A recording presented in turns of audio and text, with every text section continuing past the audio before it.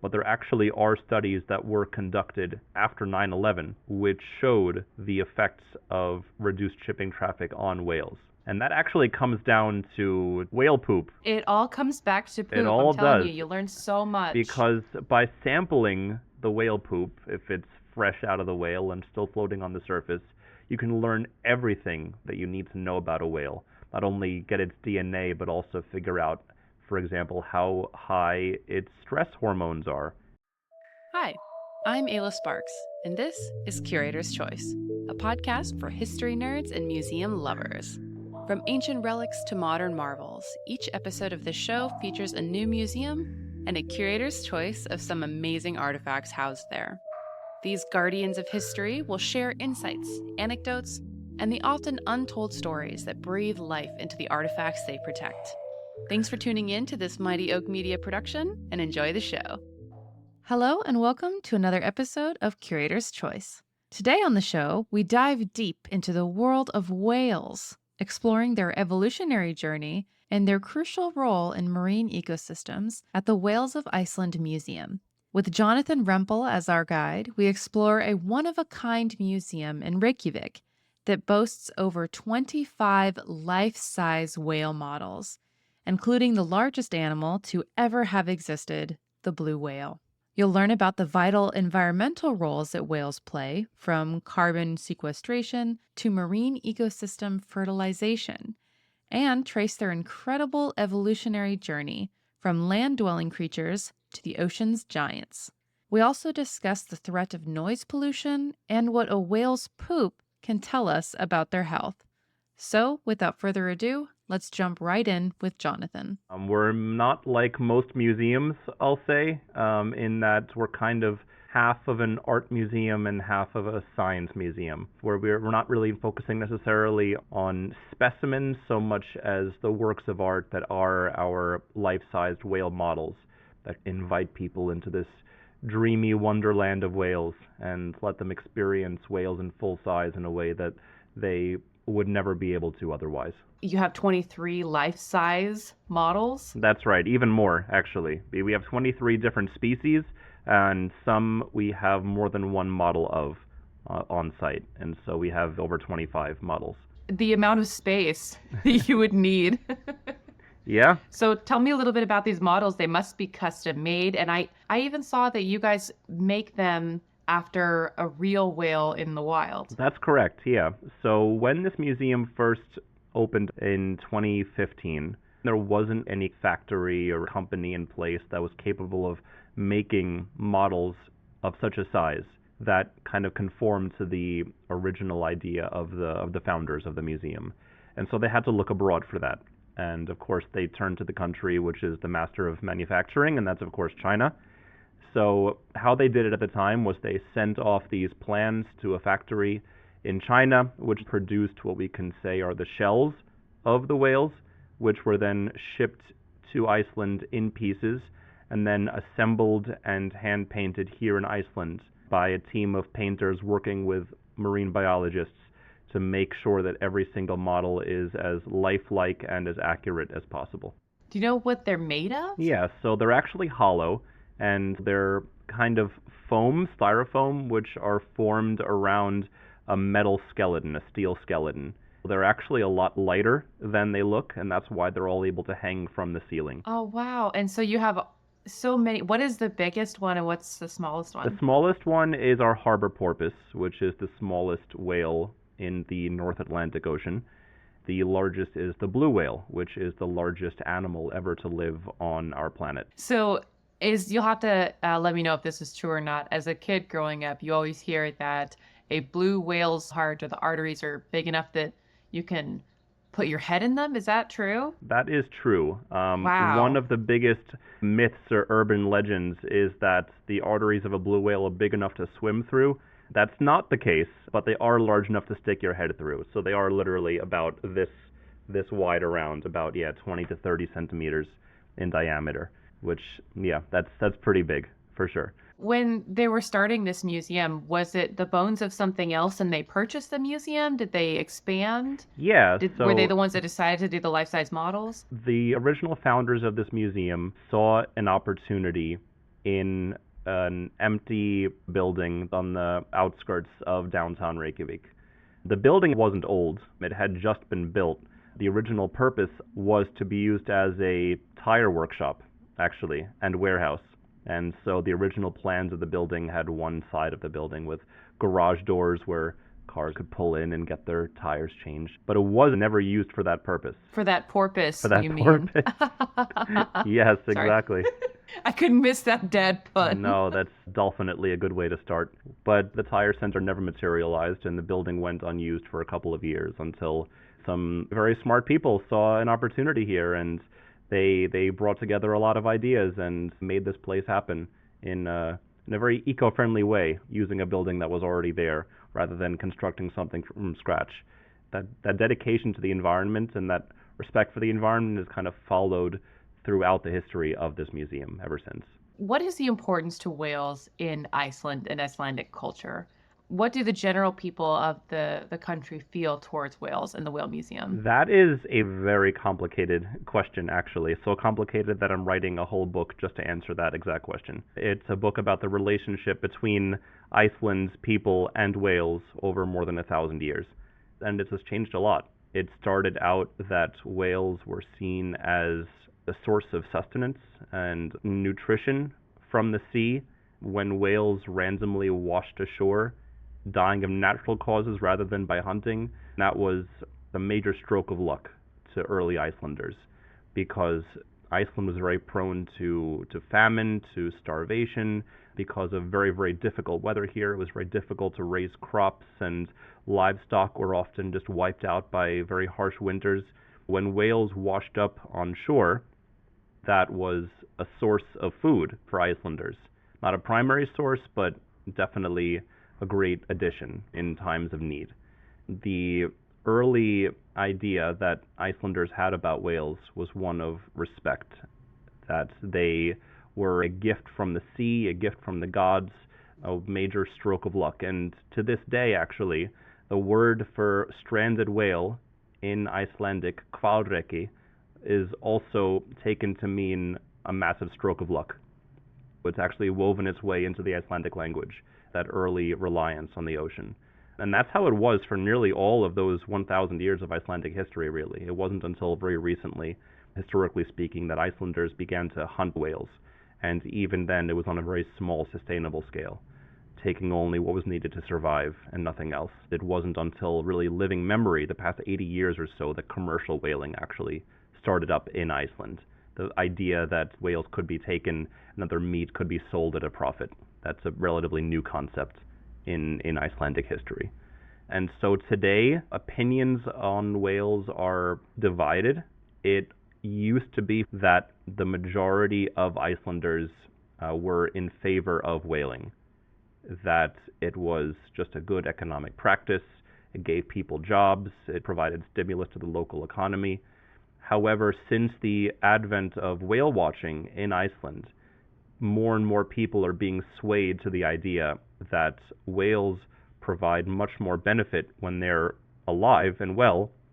Whales can live to be many decades old, some more than 100, some more than 200 years old. And so by keeping these whales alive as long as possible, then it means that whale watchers have the opportunity to see them again and again, and therefore generate more income over time, which produces more tax money for the government.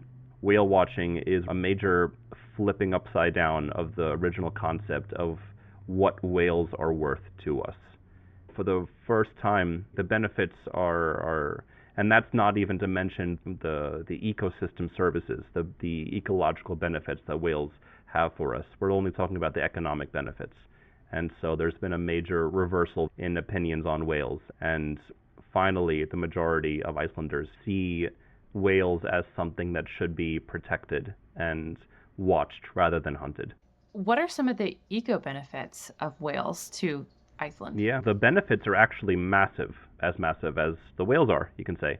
Whales are, of course, huge and live for a very long time, as I mentioned. And so throughout their lifetime, they're accumulating a lot of carbon in their bodies just by eating, and eating. Their natural life cycles allow them to to just sequester, as it's called, massive amounts of carbon in their bodies. When they die, their bodies sink to the sea floor, bringing that carbon with them that might have otherwise gone into the atmosphere. They're essentially just taking carbon from the upper levels of the sea and the atmosphere and taking them down with them to the seafloor. So that's one way. And then that way they're kind of fighting climate change in an indirect kind of way. Another way that they are beneficial to the environment is in the way that they can fertilize the plankton that live in the upper layers of the sea. When whales feed, they tend to feed in deeper waters, and then they return to the surface to breathe. And when they breathe, they're also defecating. And through that process, they're actually fertilizing the upper layers of the sea and providing all the nutrients that tiny plants and algae rely on to grow. For example, phytoplankton, little algae that lives in the top of the sea, they're responsible for producing half of all the oxygen in our atmosphere. They're just a massive source of life because every other breath that we take is thanks to phytoplankton floating in the sea. Thanks to whale poop. Thank you. Yeah, thank you to whale poop. Exactly. Definitely. And then also, I think we've all seen the classic documentary of the time lapse of a whale reaching the bottom of the ocean floor, and then all of the things that spring to life and have this whale buffet. Absolutely. Yeah, whale falls. The idea that even though a whale's life is over, it can provide for the lives of hundreds or even thousands of other organisms. There are some organisms, some species of crustaceans or octopus or sharks and things like that, that can literally only be found on the bodies of dead whales on the seafloor. Wow. So these are literal entire species that could not exist without whales. And that's just amazing to me. That's very amazing. I think we would be remiss if we didn't touch on one of my favorite things about whales is vestigial body parts. Oh, yeah, absolutely. I used to work at the Calvert Marine Museum. Okay. And we had this amazing display of the prehistoric creature, four-legged creature running around. And then you go through the time scale and it shows you how they eventually ended up with this one whale with just a pelvic bone. Sure. And so we have to talk about a short history of the evolution of whales because it's quite remarkable. Absolutely. So where should I start? The beginning. At the beginning, the dawn of time, there was a Luca, the first. Yeah. So if we're skipping past the dawn of time, then I think the best place to start would be somewhere in modern-day Pakistan, about 50 million years ago. So there was, at the time, a small, by whale standards, animal that looked a lot like a dog, and its name was Pachycetus. And it walked on four legs. It had a long tail. It had a very pointed snout with whiskers.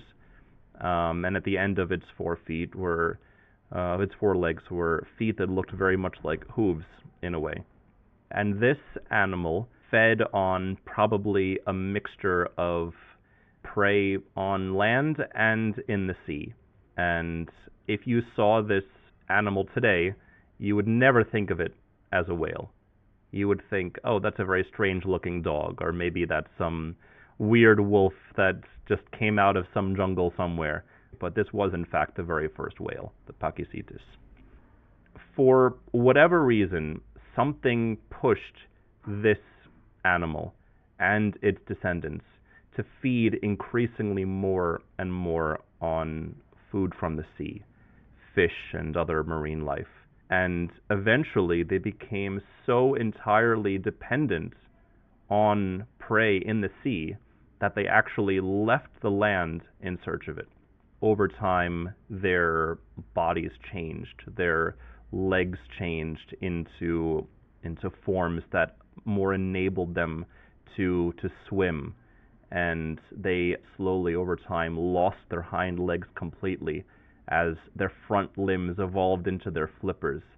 Their tails evolved these very unusual but very useful and powerful flukes, which allow them to propel themselves forward more easily. And perhaps the most unusual thing of all is that their nose migrated from the tip of their snouts slowly but surely all the way up to the top of their heads, what are now known as their blowholes. And we can see all the intermediate steps that were taken between that Pachycetus 50 million years ago and modern day whales. We can see how the blowholes gradually migrated. For example, there are whales that are 45 million years old and 40 million years old, where their blowholes or nostrils are kind of somewhere halfway up the top of their heads in a very, very funny looking place.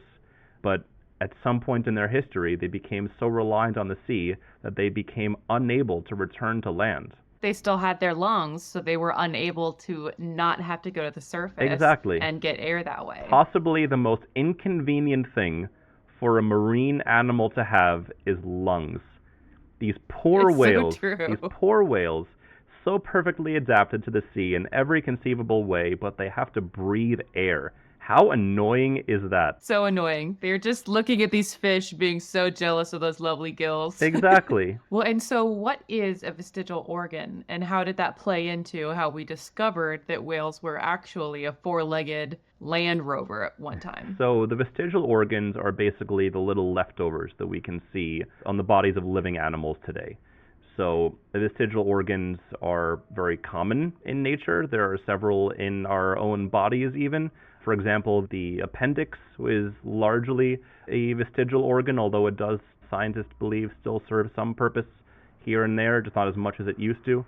And these are just little clues that tell us what the bodies of these animals' ancestors used to look like, in terms of being features that never truly went away completely. Like you mentioned previously, the pelvis of whales, which was previously used as an anchor for the hind legs.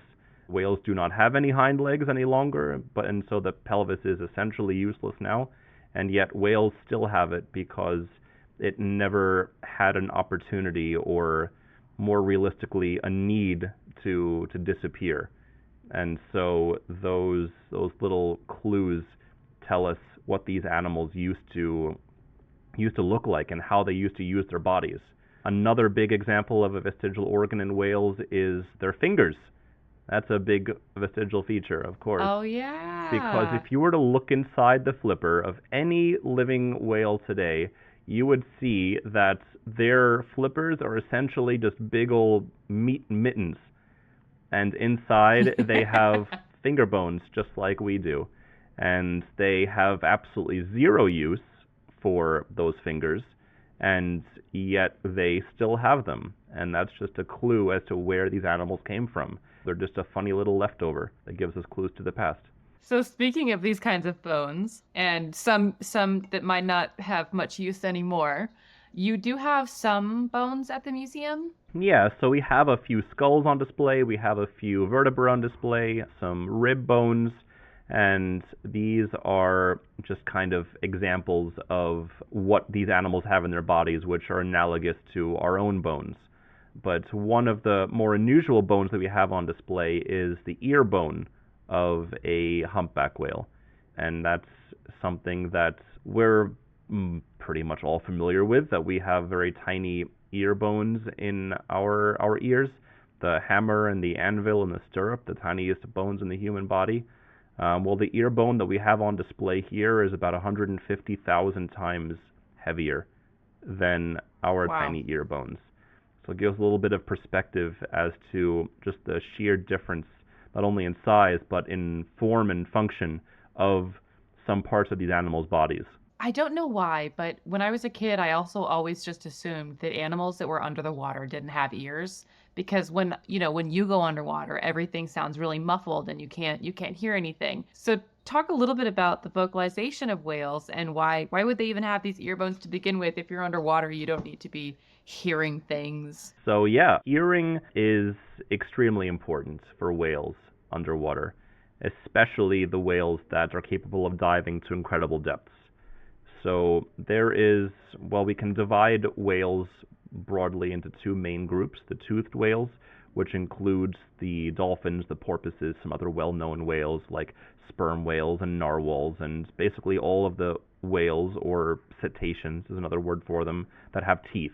And then we have the baleen whales, which are all the filter feeding whales. So those are the ones that you know of, like humpback whales, the ones that eat all the tiny little plankton out of the sea rather than chomping on big fish like other toothed whales might do.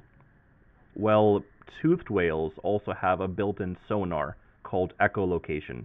The baleen whales don't have this ability, but the toothed whales do. And the toothed whales that are capable of diving, for example, multiple miles under the sea surface, where the sunlight cannot possibly reach, and they're hunting in total darkness, they need to have really, really good hearing. And so they, in general, they meaning the toothed whales, evolved this really sensitive and very precise form of sonar, echolocation, which allows them to produce sounds and listen for the echoes. And depending on how the echoes bounce off objects or potential prey in their environment, they can figure out exactly what's going on around them in a way that's much, much more precise than even the most expensive and refined human sonar technology, which is incredible. Wow. And so they produce these sounds by vibrating special organs inside their blowholes. They don't have vocal cords like you and I would think of them. And these sounds are produced and focused with the help of a special organ called their melon. Very funny name for an organ. But they use that to not only find their prey, but to also speak to one another, literally, at a distance of tens of thousands of miles, which is how far these sounds can reach. That's crazy. Absolutely astonishing how far they can talk to one another. Well, this also makes me curious about noise pollution, because evermore we will continue to have more and more sounds from motors and from different kinds of rigging everything that happens on an ocean, drill oil rigs or boating. It makes a lot of noise. Noise travels unknown to my childhood self. It travels very well in the water. And these creatures are so sensitive they can hear other whales from tens of thousands of miles away. Yeah, absolutely. So how is this affecting whales and their communication? I just imagine these poor things are swimming around with headaches. Unfortunately, that is the case. We can't say for sure what the actual immediate health symptoms are being caused on these whales. They could very well be having headaches. It's entirely possible and maybe even likely. But because these whales have had such sensitive hearing develop over these tens of millions of years, they are incredibly sensitive to the extremely loud sounds which are produced in the world's oceans today, which can be, of course, in the form of ship noise, just loud boat engines producing a lot of sound. It can be from, for example, Navy sonar, either during times of war or even during times of peace when there's practice going on. The incredibly loud sounds can cause a lot of damage and stress to these animals as a result. And then there is the search for oil and natural gas. And ships using special tools called seismic air guns use insanely loud sounds to essentially works like sonar, but through the Earth's crust. So they shoot it down through the water, which then penetrates the Earth's crust and then kind of maps out what's going on beneath the sea floor and lets oil companies know if that is a good place to drill for oil or for natural gas, essentially. And so all these things, both individually and combined, produce a lot of problems for whales, which have evolved to live in a silent world, we can say. Because all of these things, compared to the scale of how long whales have been around, these are all brand new. I mean, if you're going in the oceans 100 years ago, even, just a blink of an eye, then the oceans were completely silent.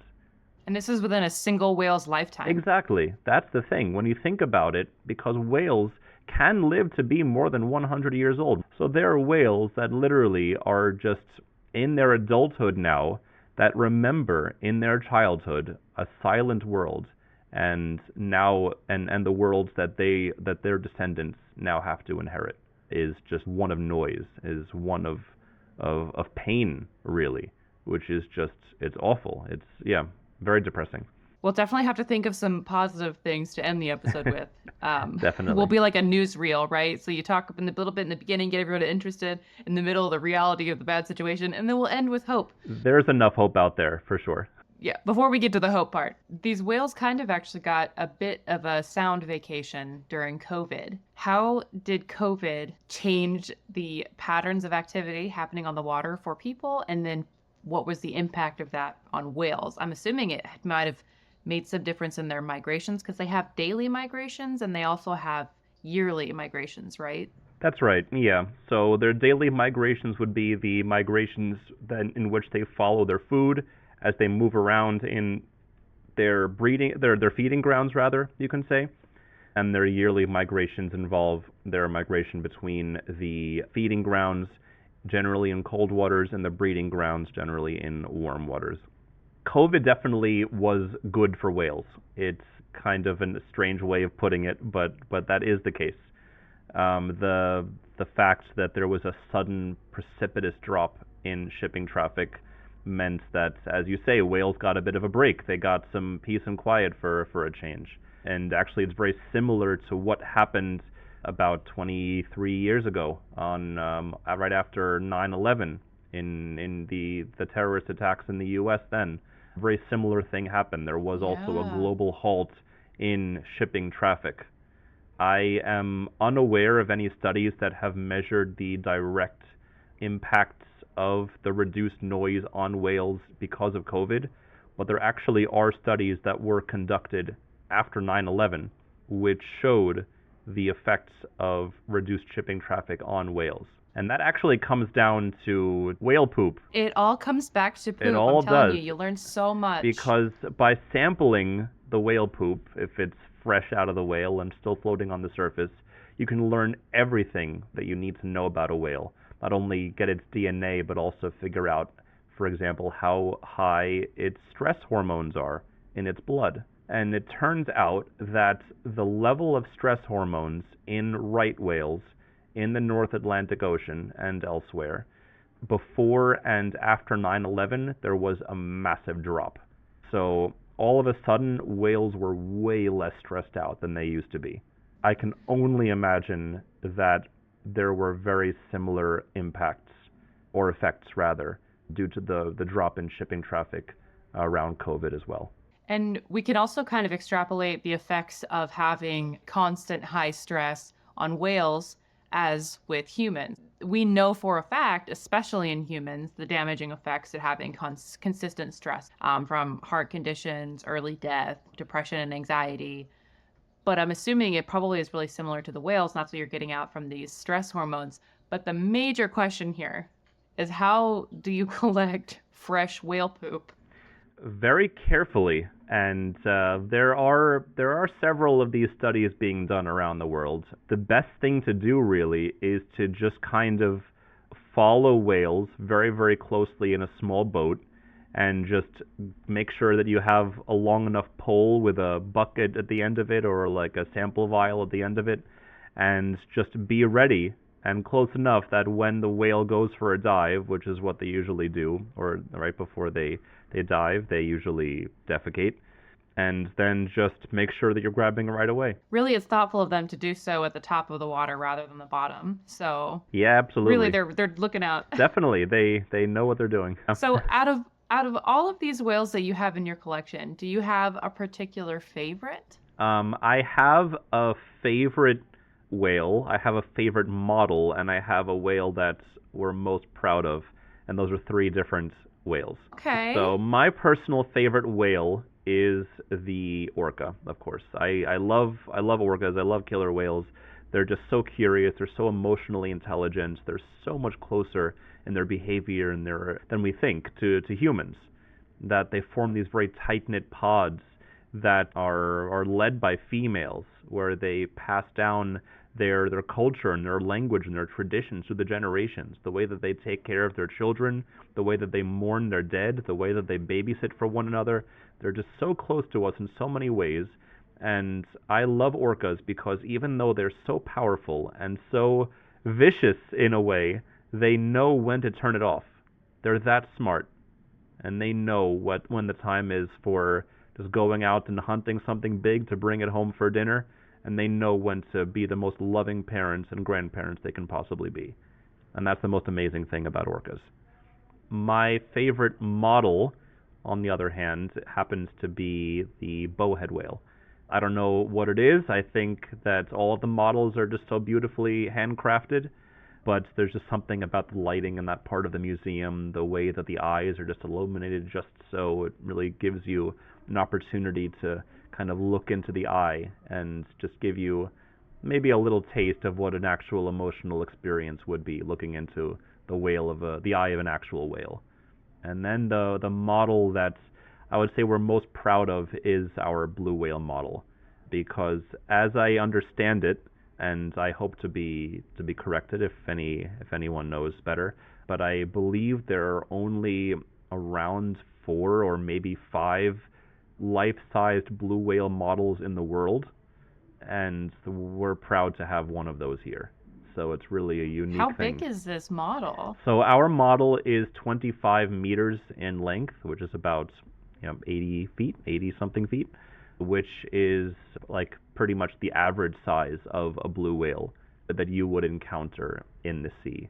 Some places their models are a bit larger, some are a bit smaller, but they're all hovering around that 25-meter length. And because blue whales are unfortunately very rare in the world, we're very proud to be one of the few places that people can go to actually witness the glory of an adult blue whale in a way. Yeah.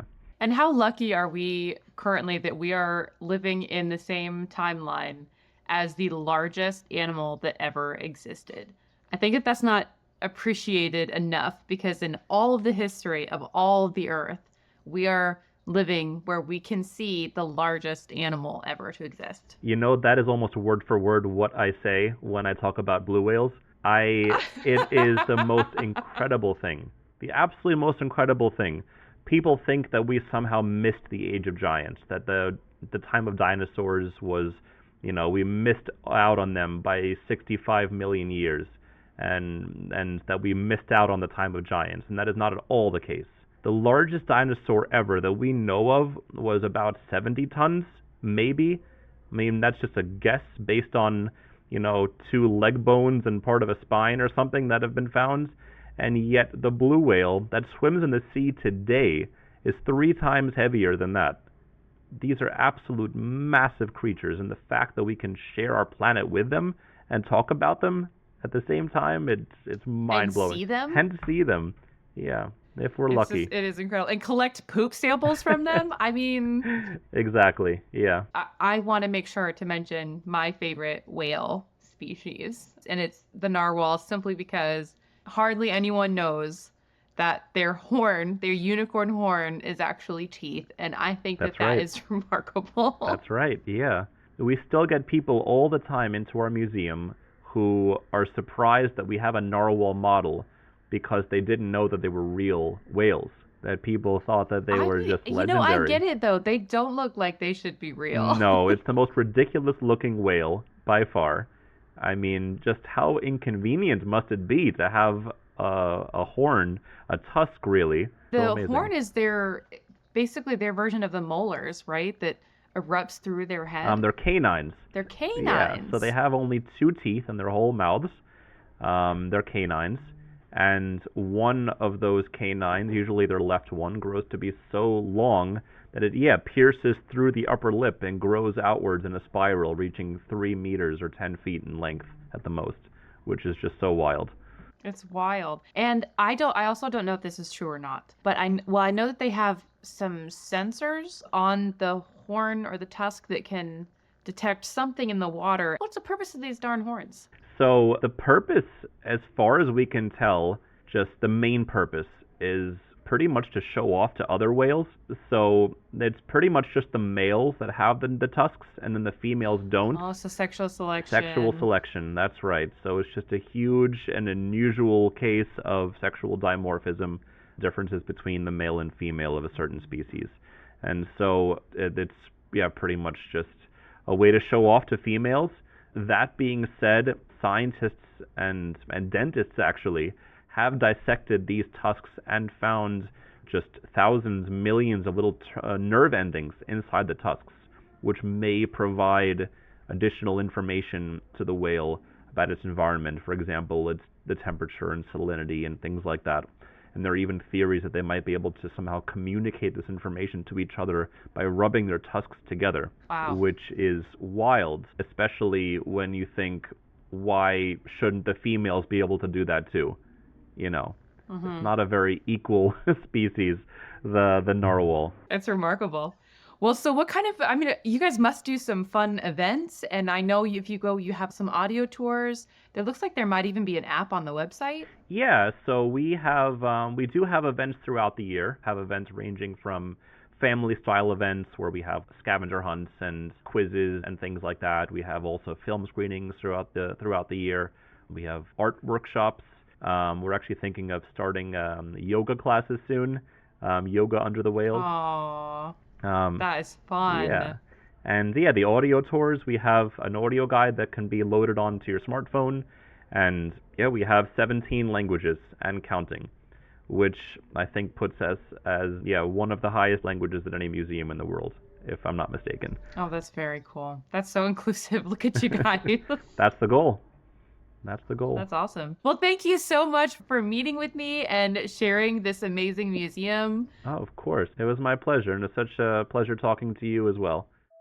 Thank you so much for tuning in and supporting Curator's Choice, a Mighty Oak Media production.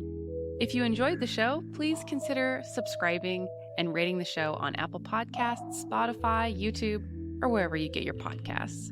If you love a museum and would like to hear it featured in an episode, shoot me a message at curatorschoicepodcast@gmail.com. I'll do my best to reach out and see if I can get them to be on the show. You can also view articles, artifacts, and more by following us on Facebook and Instagram. Thanks for listening to Curator's Choice, a podcast for history nerds and museum lovers.